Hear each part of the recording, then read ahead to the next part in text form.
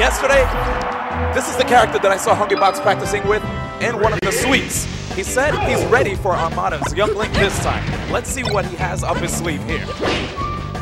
Well, right now, it looks like he's having some issues getting in because he's constrained that top platform. Those disjointed hitboxes on the up air are giving some trouble.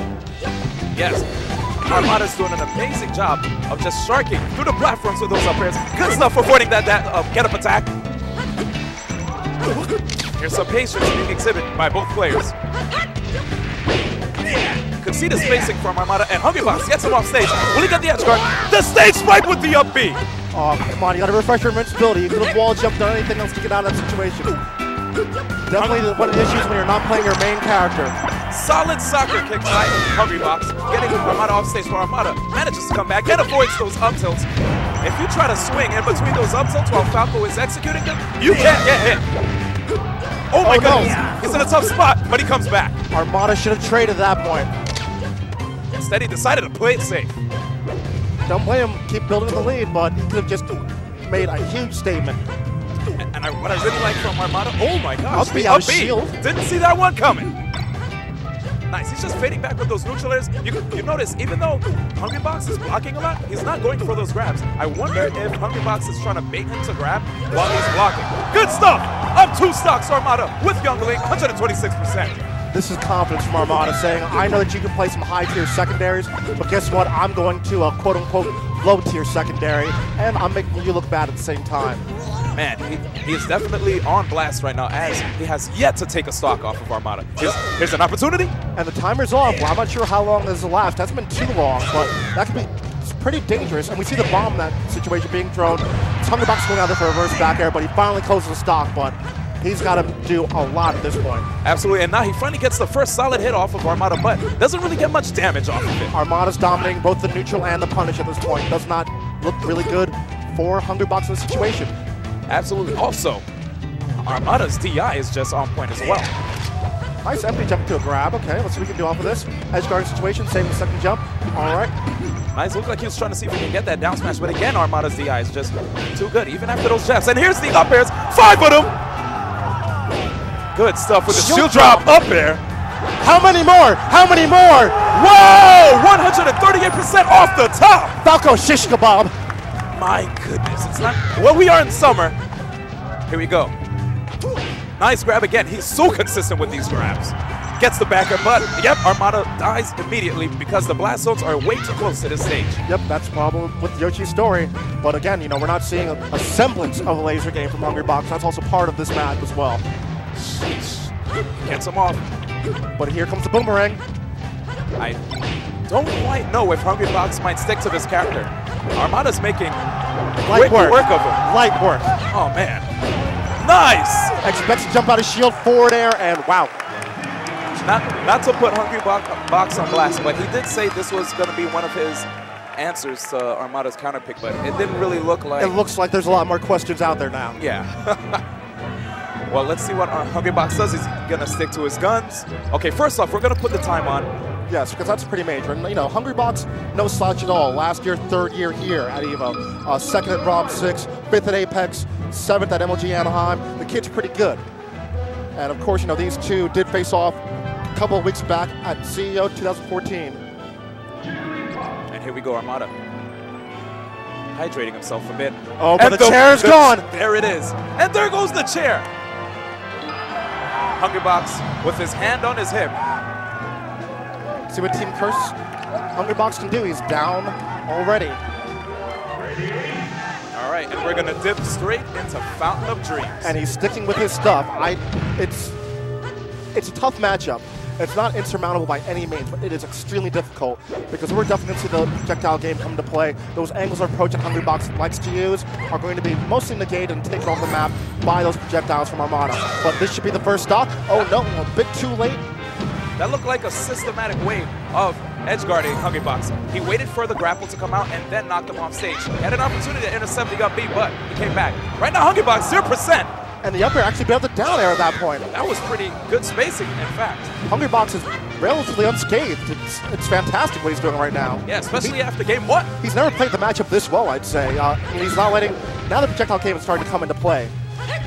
I'm starting to think that he picked this stage mainly because, you know, young Link is really good at keep away. He doesn't want to deal with him on a stage like Dreamland where it's going to take forever for him to catch him. Here, he can at least, you know, reach through the platforms and be able to knock young Link off the stage if he has the opportunity. Yeah, the top platform is definitely still in play here. Oh, yes. But wow, what a sweet spot from Armada. Good stuff, avoiding those boomerang. It's going to come back, though. He always has to be wary of that. And he gets the soft fair. Is he going to be able to come back? No, sir. All right. Hungrybox with a sigh of relief after that one. Really good statement. A minute and 20 seconds off the clock. Doing a pretty good job of avoiding the invincibility. Woo. Here we go. We're back in neutral. And the neutral is where Young Link has to win. So you have to negate Armada's neutral. Did you see the smash DI on that up tilt? Yeah. He went so far away. I want none of that because usually a rest is coming up right after. Yes, Hungrybox known for a lot of those rest setups, which would probably mean a KO at this percent. Absolutely. We've already seen that when he was fighting PBMD yesterday. Oh, yes. Nice. Even repositioning himself with the rolls. Mind you, Jigglypuff's roll is not the best one, so he's going to have to use that sparingly. Ooh. Oh, we have the German suplex get him on stage, using invincibility from the leg still to counteract the down air with an up air. Oh my gosh. Armada having a really tough time of catching Hungrybox's movement. I'm starting to wonder if he even picked Falco just to throw off Armada's style, you know? He's probably still a little used to, he might be in that anti-Falco mode, you know? Right, but at the same time, you know, you don't want to throw a game away, especially since this is just semis. We're only 2 out of 3, so you don't want to throw a game away. Every stock counts. And again, the smash DI from Armada on nearly every move that Hungrybox is throwing out. Usually we'll see those drills from him into an up smash afterwards, but hey, no dice yet, no dice. Good avoidance. He had an opportunity to get that up smash after that drill. Nice back air. And Hungrybox is looking like a man renewed at this point. There it is. He finally got the opportunity with the boomerang to the up air. Yep, those projectiles always will lead into something if you're in range. Usually a down air or an up air to close it out, and that bomb may have saved his life. That would have been a potential rest. Ending Armada's stop. Too much percentage right now for an up air rest. And, you know, usually you would say that Hungrybox has to lead, he doesn't really need to go in, but I kind of want him to keep going in, keep applying pressure. Don't let that projectile game really come into play. Because that's where Armada is going to go ahead and just do phenomenal. This is true. Oh, and solid wow. back air. Wow. Oh, man. With 3 stocks to 1 right now. Looks like Hungrybox might play the patient game. No, he's still taking it straight to him. No. He's just waiting for an opportunity for him to toss a projectile out, namely the boomerang, because there is startup on that, and then he can hit him. And even some ending lag as well. But again, just barely evades it. Wow. Yeah, he's fishing. He wants it. He wants to end it early. I don't blame him because the rest, not only just going to KO, but it's going to be a huge psychological advantage. An amazing survival DI being employed here by Curse's own Hungrybox. It just might be his game. But this is Armada we're speaking of. Armada well aware of what's going on. And there we go. He gets confirmation off the bomb. But, you know, 3 minutes, 40 seconds. I don't think Hungrybox is going to play the clock. He wants to seal this one out and not give a second opportunity to Armada. You can see Armada is using a lot of those bombs because the knockback isn't too great, which allows him to get free follow-ups. And I like that from Hungrybox. I think he may have eaten that on purpose to try and use a pound afterwards, set up for an edge guard. Oh, you see a lot of cross-ups as well used by Hungrybox, just going behind Young Link, putting him in a precarious situation. Oh, he gets the grab. He catches him blocking every time. That's the scary thing about Jigglypuff because, you know, she has those high-priority aerials. You don't really want to deal with them. And whenever Jigglypuff comes close, you might think she's going to toss out a back air, then she lands right in front of you. Hence the name Tomahawk, which many people call an empty jump. We saw a lot of Tomahawks in Killer Instinct a few moments ago. Oh, yeah, absolutely. Nice, but he's going to live. And we're already seeing Armada slowly creeping his way back into this one. Hungrybox needs to seal it as soon as possible. Yeah, it looked like he was probably going for a grab there. We're going to trade. Not enough to KO Hungrybox, though. Good avoidance. Avoid the boomerang and the bombs. Trying to get close. His back was turned, so he couldn't get a grab. Okay, where's he going to land? Right on top of Armada, but Armada tries to avoid again with the cross-up, but this time he back airs him immediately. He doesn't want to get grabbed. Has the bomb in hand, making it tough for Hungrybox to possibly even get a combo because he can do that bomb DI as he's getting hit in the middle of a combo. And there's the up air. Look at the time on the clock, Brock. 2 minutes, just about. and Hungrybox is letting Armada creep back into this one. He has to KO him as soon as possible because these hits are going to add up really, really quickly. Every nair, every bomb, every boomerang, it's all going to add up. And eventually, you're going to get the total, and it's going to be a loss for Hungrybox. Nice. He finally gets that fair. It looked like Hungrybox was getting a little hungry. He gets the up air. 153%. And there goes Armada off the top. Battle of attrition, nearly over 6 minutes to get that one figured out. With 1-1 between these two. All right. You know, our Hungrybox, in terms of sets, the lifetime history, Armada is up 7-3. It's starting at Apex 2010. Peach Puff, a lot has changed since then, as we've seen. They both have a wide array of characters that they're willing to go to in this, I guess, arms race. So, I mean, game 1 mattered so much. Game 2, I guess, you know, it didn't really matter because this is a matchup that we were really expecting to see from the pair. And, well, Hungrybox has shown that he can actually perform in this matchup, as bad as it may or may not be. Absolutely. That was such a great counter pick on his part. Going straight to Fountain of Dreams, but let's see where Armada's going to take him. I feel like I feel like it's going to be either Dreamland or Pokemon Stadium. Hungrybox should get rid of Dreamland because he will not be able to catch him. Oh no, that horizontal mobility of Young Link is going to be impossible for her to catch up on. Absolutely. Pokemon Stadium would be a wise choice because during certain transformations, he'd be able to DI towards the wall and then tech, you know, and increasing his longevity, allowing him to live longer. And even on the grass transformation, there's that top platform that he can go up to pretty often. So. And the fire transformation, you know, setting up behind the tree, getting a lot of the projectiles out that way. Yeah, this is going to be a tough battle, but it looks like it's Curses over Dreamland. I'm not sure what's going on. Are we going to? Oh, we're going there. And no H-Fox. Okay. I mean, this was Armada's counter pick, so if he went H-Fox, Armada would have went Peach. And this would have been a wrap either way. That's why game 1 was so important. But again, this is Armada. He's been known for years to lose first game, beat you on his counter pick, and then beat you on yours too, so. Yep, here we're going to see Hungrybox try to read Armada's movement around this stage. He's going to try to see when and where he goes, you know, elects to go with the platforms. And we already see that top platform. Armada's just staying up there for days, and Hungrybox is poking at him using all of those jumps, but to really no avail. But finally, yep, I like this from Hungrybox. He's cutting him off the side platforms. He exhausted almost every, He has a lot.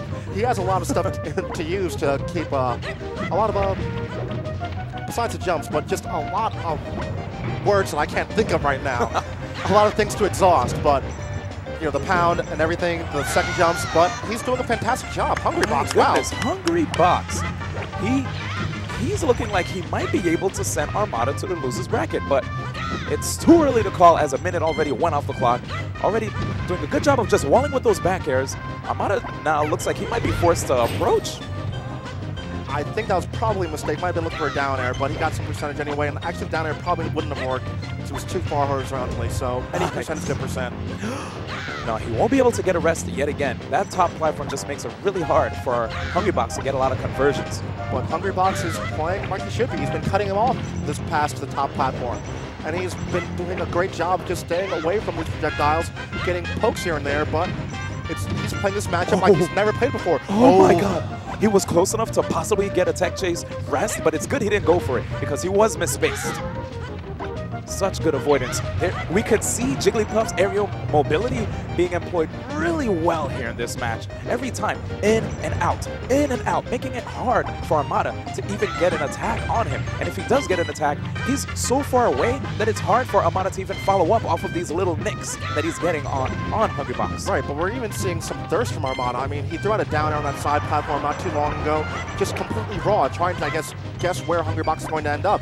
He's throwing all these projectiles which are going to lead into those follow-ups, but still not enough. You're on Dreamland. See, this is the thing. Even though this stage really benefits Armada, it benefits Puff as well. Both of them, yes. Jigglypuff gets to live longer here. The survivability is definitely in play, but the neutral game of Young Link is certainly enhanced by this map. Nice. I think the jump is gone, but that up B has such great vertical height. Nice. Oh my gosh, Hungrybox up 2 stocks here. Really good play. Nice, he's just avoiding the bomb, and he comes right in with those back airs. Just waiting for an opportunity for Armada to be in range for him to attack. He gets hit by the bomb, but he DIs away. Good job. Yep, and I mean, you see how far away that Armada was staying with the projectiles. He threw the boomerang. It was not even close for a follow-up, but he eventually was able to close it out. Right there, we saw Hungrybox trying to see if he could catch Armada in his shield with multiple up tilts. Armada getting out of harm's way. Try to reset it to neutral. Now, D1, we have about 4.5 minutes left of this map. Do you play to the clock or do you play to win? If I were a Hungrybox, I don't know. We've seen him play the clock before. It's a tough call. You can go either way. Either way, just like Sephiroth Kent says, of Team Liquid. But again, you see he's really covering that passage to the top platform, right between the side and top. Not letting Armada get that way up there. If he has to go around the long way, then he's just increasing his game. And you know the funny thing, a lot of people, when they see a match like this, they tend to say this is a quote-unquote boring match, but it's a chess match. Really intense. I've never seen Hungrybox play so well here. Nice back air. And he's going to have a 2-stock lead. And Armada, it's looking like not only does he have a problem with Jigglypuff, with Peach, but also with Young Link, as Hungrybox made an excellent adjustment over the years, as you know, these two have played numerous times in tournament. You know, it's like we said, 7-3. Not too many of those wins have come since Young Link came into play. So. Yeah. So right there, what you saw was Hungrybox trying to go for a down throw. The down throw, if the opponent happens to land on the edge, he can potentially get a really big tech chase on either of the side platforms. Fortunately, Armada DI'd the correct way so that he wouldn't be able to get a follow-up. Nice roll by Hungrybox. See, guys, rolls aren't always quote-unquote scrubby. You can use them to get out of tough situations. You just can't spam them, because then you get too predictable. And you don't really see Hungrybox moving with these rolls towards Armada. He's more so going away just to keep this defensive game of his going. Of course, and resetting back into neutral position, which he wants. These hits are adding up so quickly. I don't think Armada can do this one. He's going to pull a miracle out. I'm telling you, man, the spacing is just immaculate here from Hungrybox. The patience being exhibited. Wow, pulling back with the fair. He's going for it. He went for it all. Good job, Hungrybox! I can't believe it! 7-3 becomes 7-4. Wow. Hungrybox is waiting in winners finals.